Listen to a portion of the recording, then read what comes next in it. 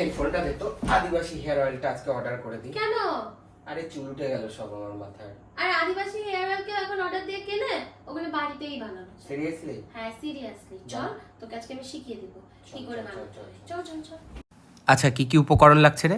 দেখ এখানে ভিঙ্গরাজ নিয়েছি, লাল জবা ফুল নিয়েছি, মেথি, কালো জিরে, কারি পাতা, নিম পাতা, পেঁয়াজ কেটে রেখেছি, জবা ফুলের ডান্টি নিয়েছি, তুলসী পাতাও আমরা দিতে পারি, তার সাথে আমলা থেতো করে রেখেছিলাম আর অ্যালোভেরাও কেটে রেখেছিলাম, সেটাও দেব।